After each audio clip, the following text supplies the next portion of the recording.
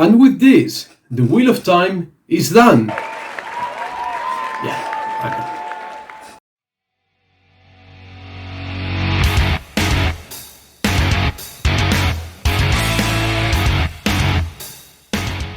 Hello, good morning, good afternoon, good evening. Wherever you are in the world, it's Jose here, welcoming you to another episode of Amazing Worlds, a one close to my heart, because it is there's going to be one more, but it's the last review I do of the Wheel of Time book series by Robert Jordan and Brandon Sanderson. So here I have A Memory of Light, which is the final book. Yes, book 14, originally published in 2012 after Robert Jordan's death, as you all know, and finished by Brandon Sanderson. Now, before I go into the plot and my opinions and thoughts, just a note on this weak-ass edition by Tor Books. This is a cheap paperback edition. It's not great. I mean, I am careful with books and it's held up well, but it doesn't feel as robust and nice as the Orbit books. So if you're thinking of buying them in paperback, I would recommend the Orbit editions over the Tor ones. But anyway, now, this book in this edition is about 1,000 pages long, so it's quite chunky. And what best way to start the final book in a long-ass trilogy series than introducing us to brand new characters, because now is exactly the perfect time to do that. So we follow this Androl guy, one of the Asherman, who gets a bit edgy with it, with Pevara, which is another Aes Sedai, as they're trying to figure out what's going on in the Black Tower that Mazrim tamed. We knew he was up to something from a few books back, so they're investigating, trying to escape what's going on. And it's like, oh my god, it's book 14, I've read 13 breaks, why am I following new characters now? Anyway, then we go to the final battle. The final battle. We've been building up to this Shayol Ghul Shayol Ghul is a place, whatever. The final battle, right? Anyway, so the battle to end all battles, decide the end of the world, or is the world gonna explode or gonna continue, whatever.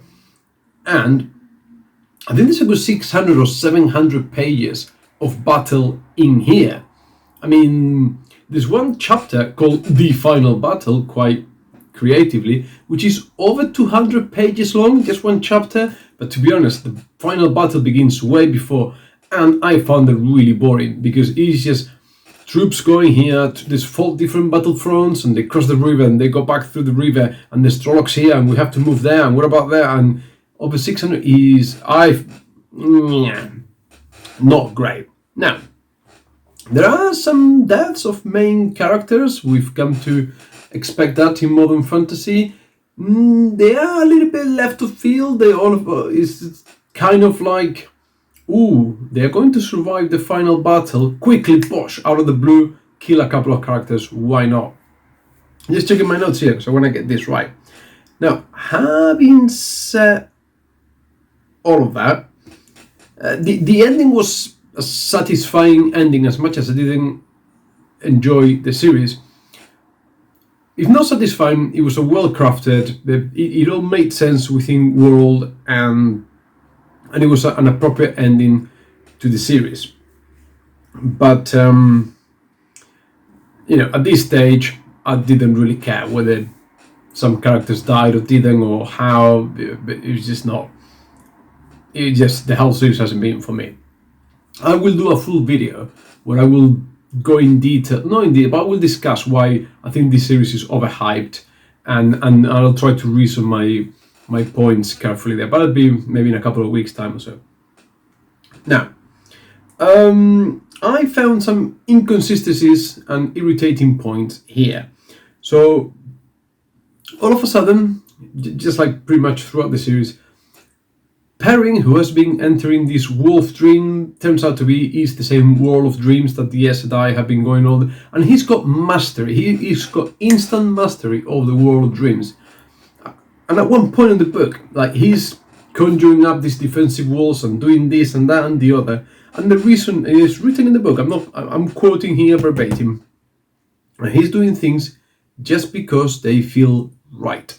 He hasn't learned anything. He hasn't gone through any process. He's just doing things because he's the main character and he can master and do whatever it is. In the same way that Matt is a master war strategist. It's just been given to him. Yeah, I know like there is a reason in the books as to why he's got all that knowledge. But again, all that knowledge to him is given. It is given to him. These characters don't have to pay anything. Just remember me. Right, you remember in the last book, Matt lost an eye. And I predicted that this wouldn't have any impact on him. That these characters don't have to trade anything for anything else. None of the actions matter. Nothing is an issue, right? So he lost an eye. Some point in the book, he's throwing knives, like shortly after, like really, he's just lost an eye. He's going to meet his bride, whatever, wife, and he just manages to throw a knife and kill the guy that was coming behind her, and he's just, sharp as ever. I don't know. Is this? Anyway, right, moving on.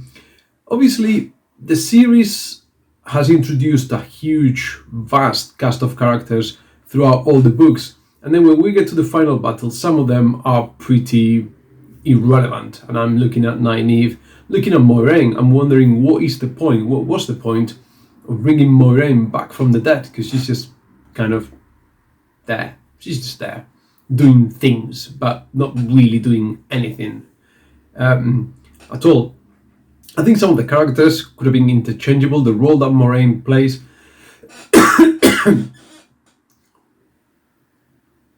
is actually played by Katsuane, because when Moiraine died in the books, Katsuane filled that role. Katsuane, however you pronounce it, you know what I mean. She fills that role of fairly sort of mother figure, leading sort of mother hen to Rand, and then once we got Katsuane and Moiraine doing that, like repeating characters, so don't understand. There are some things are not tied up and some plot threads are not answered here. So there was this weird Myrddraal boss that was like going around doing things that Myrddraal don't do, and he was doing them. Who's this guy? He doesn't come up in the final battle, doesn't show up, we don't know what's going on with him. And then we had Padam Fain, right?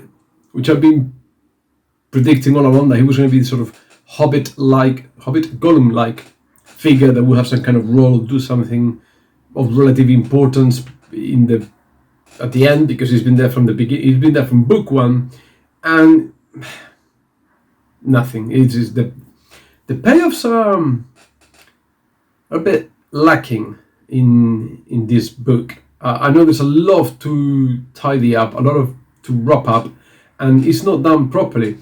I could have done, in my preference, with in such a long book, with tidying up those loose ends in whichever way the author felt right. I don't need them to go in a particular way, but instead of leaving me thinking, guessing, hanging, like really, like sort those out. And out of the 600 pages of Final Battle, or 700 pages of Final Battle, give me 200 and spend the rest of the time, giving a much more rounded, better feel ending to the series. But yeah, I mean, anyway, these are my thoughts on just A Memory of Light, book 14, the last book.